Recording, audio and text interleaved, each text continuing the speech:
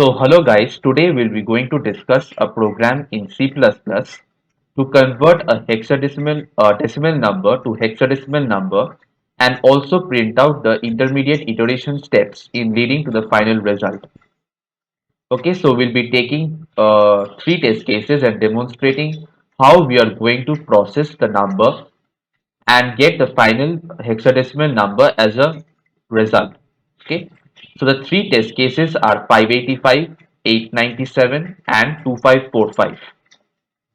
Okay, so we'll be taking three rows. One is for remainder, Q is for quotient, and letter is for the hexadecimal letter we'll be allocating for the particular remainder. Okay, so let's say we already know that for a number which is divided by 16, we get 16 possible remainders, that is 0 to 15.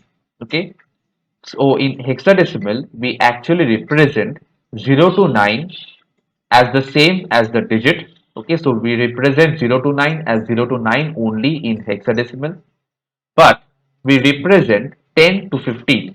So if we get remainders from 10 to 15, we represent it as corresponding digits starting from corresponding alphabets starting from A. So we represent A for 10, B for 11, C for 12, D for 13, E for 14, and F for 15. Okay. So we'll be going with the following demonstration in the test cases. You will be able to understand much more and be able to clear your concepts better. So let's say we divide 585 by 16. So we get a remainder of 9 and a quotient of 36. So when we divide 585 by 16, we get a remainder of 9. So in 9 in hexadecimal is 9 only. Okay, and then we divide the previous step's quotient in the next step, like 36 by 16, we get a remainder of 4 and a quotient of 2. Okay, so we represent 4 as 4 in hexadecimal only. So then we divide 2 by 16, we get a remainder of 2 and a quotient of 0. Okay, so we represent remainder 2 in letter 2 only.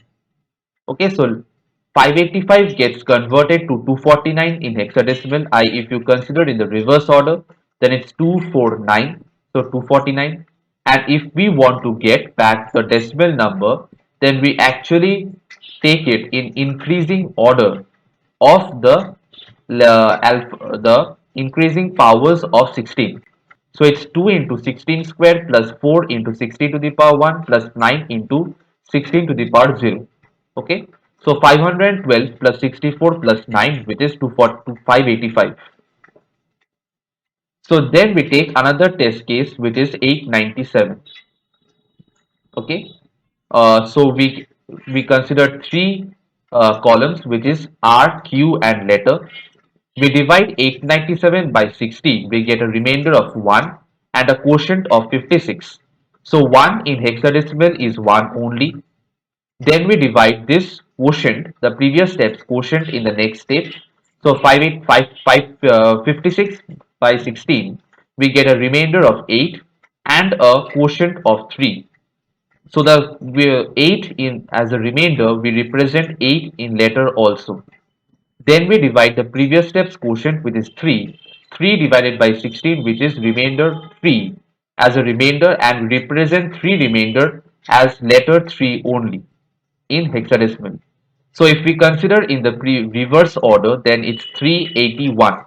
So represent 897 with 381 in hexadecimal. So 3 into 16 square plus 8 into 16 to the power 1 plus 1 into 16 to the power 0, which is 768 plus 128 plus 1, which is 897. So next we discuss 2545. So this is another test case which we'll be considering in our program. So we consider three columns and then we divide 2545 by 16. We get a remainder of 1 and a quotient of 159. So 1 in hexadecimal is 1 only. And when we divide 159 by 16, we get a remainder of 15 and a quotient of 9. So now 15 as a remainder in hexadecimal is F. Okay, you might be have no. I've told you earlier that we represent 0, 10 to 15 as alphabets, and 15 in decimal is written as F in hexadecimal. Okay, so now we divide 9 quotient as 9 by 16. We get a remainder of 9 and a quotient of 0. Okay, so 9 in hexadecimal is 9 only. So 2545 gets converted to 9F1. So if we consider the reverse order, which is 9F1, so 9 into 16 square plus 15 into 16 to the power 1 plus 1 into 16 to the power 0, which is 2304 plus 240 plus 1, which is 2545. Okay. So now we are going to discuss the flowchart of the above problem, which we have seen for the decimal to hexadecimal conversion. So we'll be requiring two functions. One is the main method and the second is the decimal to hexadecimal conversion function. Okay, so we start we start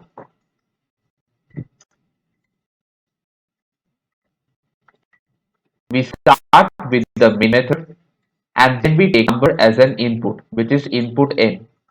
Then we pass that number to the decimal to hexadecimal conversion function. Now it takes a parameter n and converts that number to a hexadecimal number, and it will be printing out the result, and then we end the main method. Okay, so from this function call, we call this function either function code. So before going into the flowchart of the decimal to hexadecimal conversion function, we'll be first discussing the pseudocode of the function. Okay, so we have the decimal to hexadecimal conversion function starting with which takes a number n as an input, okay, and it converts that number to hexadecimal number and prints out the result, including the intermediate iteration steps. Okay, so first we set a hex array 100. Okay, so this hex array is actually a character array. Okay, so we'll be storing individual characters, whether it's digits or the alphabets, we'll be storing it as characters. And then we have I is equal to 0. Okay, so we'll be discussing the function of I later. So first set d is equal to n percent 16. Okay, this is d is equal to n percent 16. So first we'll be taking out the remainders by dividing the number with 16. Okay, so then we'll be printing out the intermediate iteration steps. So if d is less than 10, if d is less than 10, then hex array I for that position I, so I determines position. Okay, so I determines the position in that hex array d plus 48 plus and I plus plus. So we move to the next position. And what is d plus 48? So if d is less than 10, so let's say d is equal to say 7. Okay, so now we know that for the ASCII code for the capital letters are 65 to 90. Okay, and the ASCII code for lower alphabets are 97 to 122, and for the digits 0 to 9 are 48 to 57. 48 to 57. Okay, so if d is equal to 7, and if we want to convert that d into ASCII code, we know that the ASCII code of d is, if you go in a sequential manner, the ASCII code of d will be 55. So we need to get 55 and store it in the hex array. Okay, so we'll be taking uh, d 7 plus 48, which is equal to 55. So this is the ASCII of 7.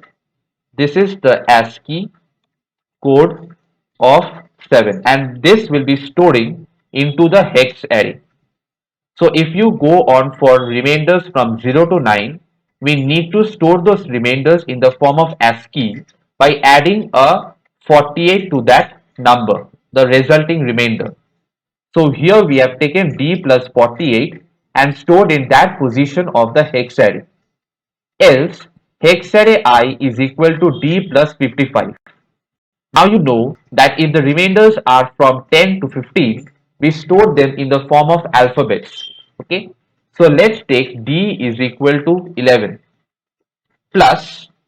So we need to get the ASCII code of 11 to store that in the form of character array.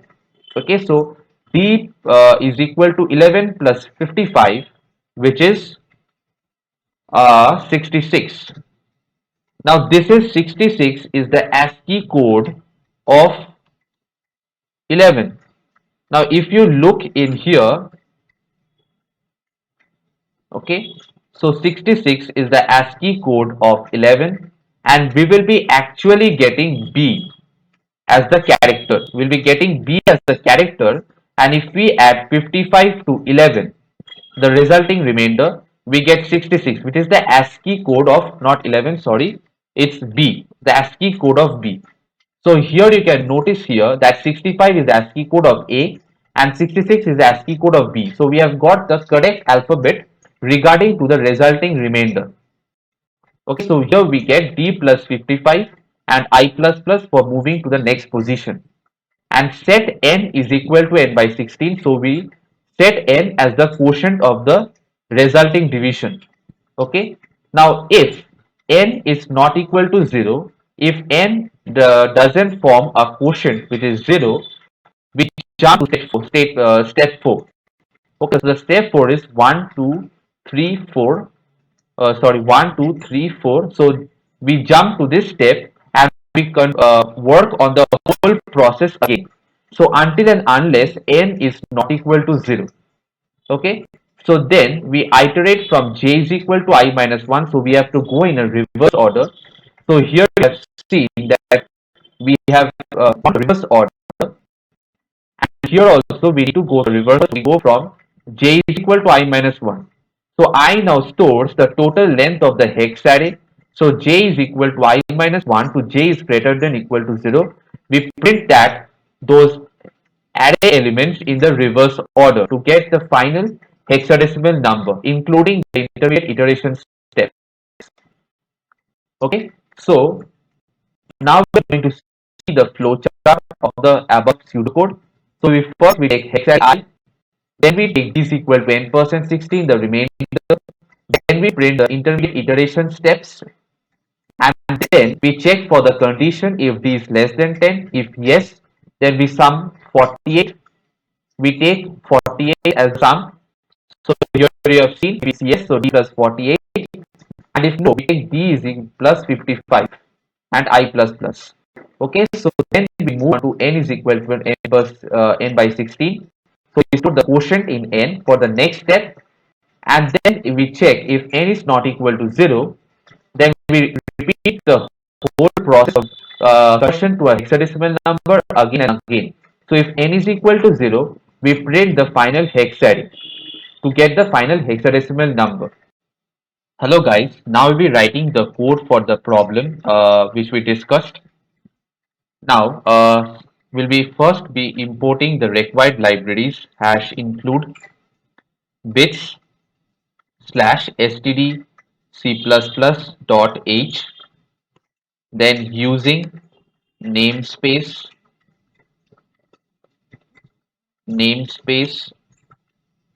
std int main. So I'll be first be working on the main function. So where the program execution starts, then I'll be declaring the number which is taken to be as input. So cinn.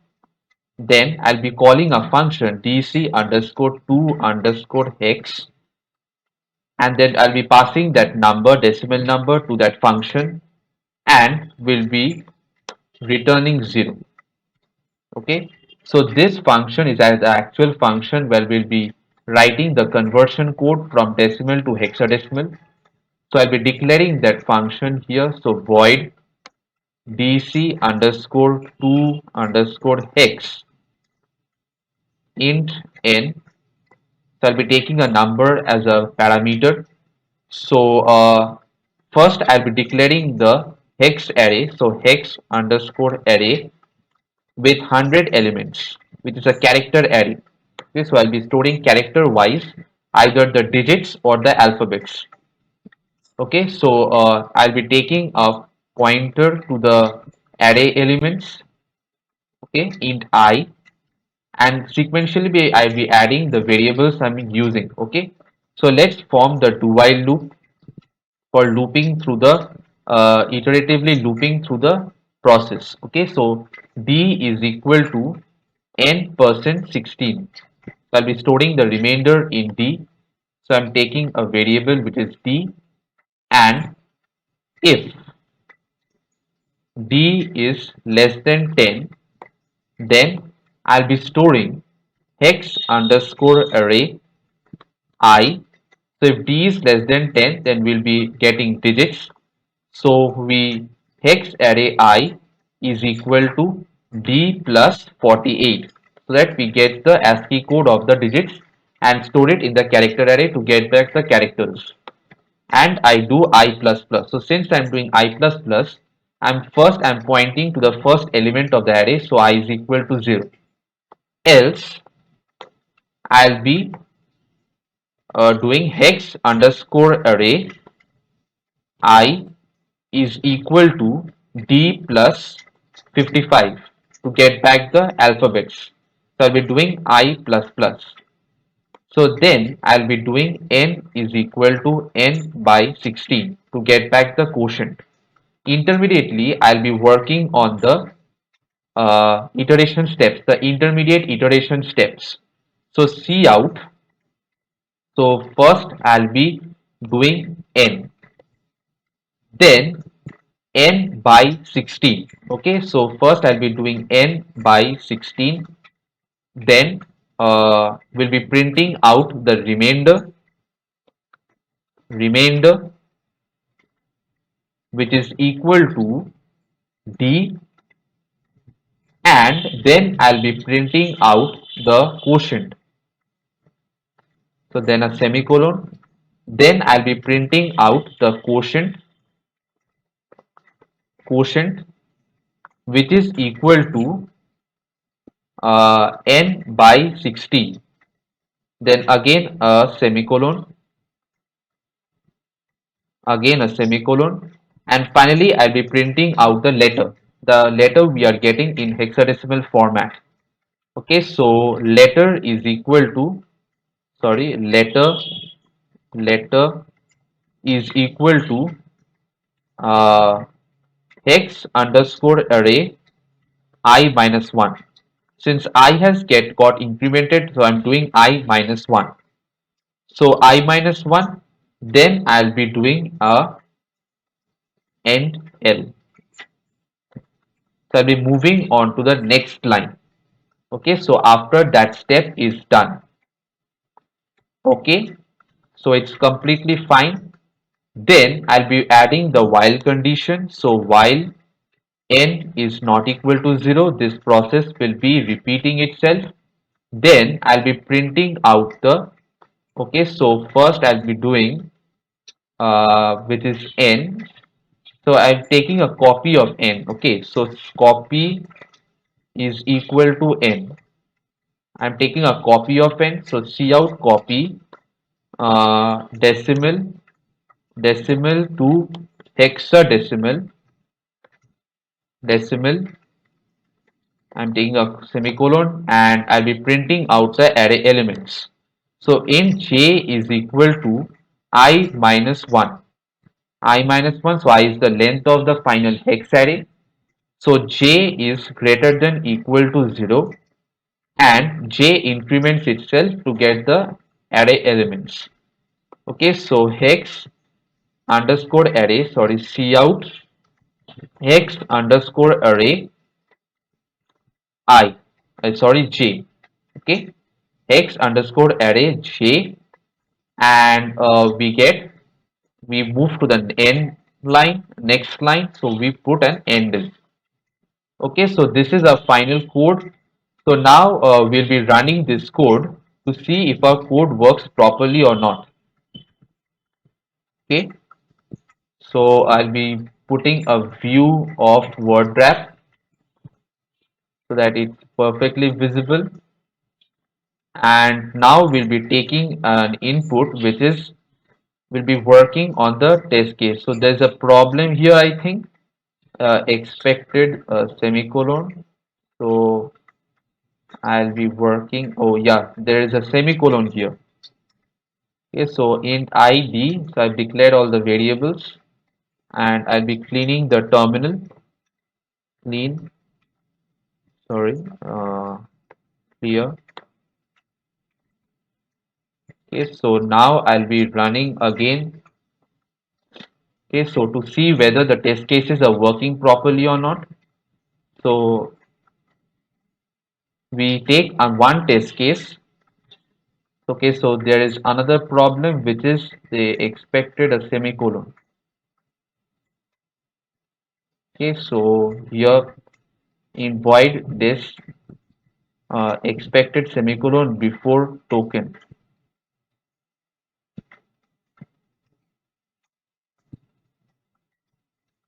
Okay, so there is a semicolon here, and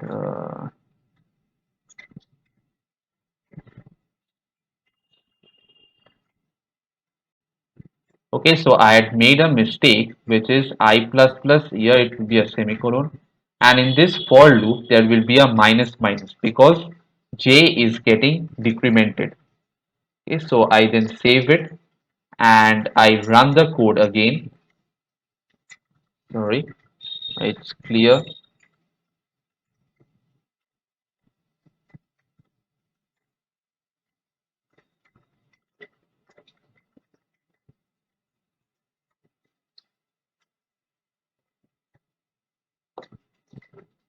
So I'm clearing the screen and then I'm running the code again, which is 585.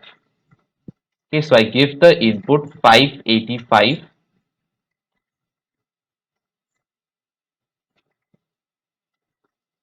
Okay, yeah, and here we see the respective iteration steps like 585 divided by 16, remainder 9, and a quotient of 36, letter 9. So the iteration steps get generated, and finally we have 585 decimal to hexadecimal, which is 249. And then we test the other test cases like 897. We test the test case 897 and we get 381, and we test the third test case which is 2545. 2545.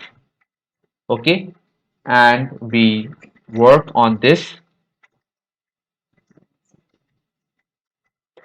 Yeah, and so we get the hexadecimal which is 9f1. Okay, so this is our solution for converting a decimal number to hexadecimal number and writing the code for that. So in the next videos, we'll be discovering more such C++ coding problems. Thank you.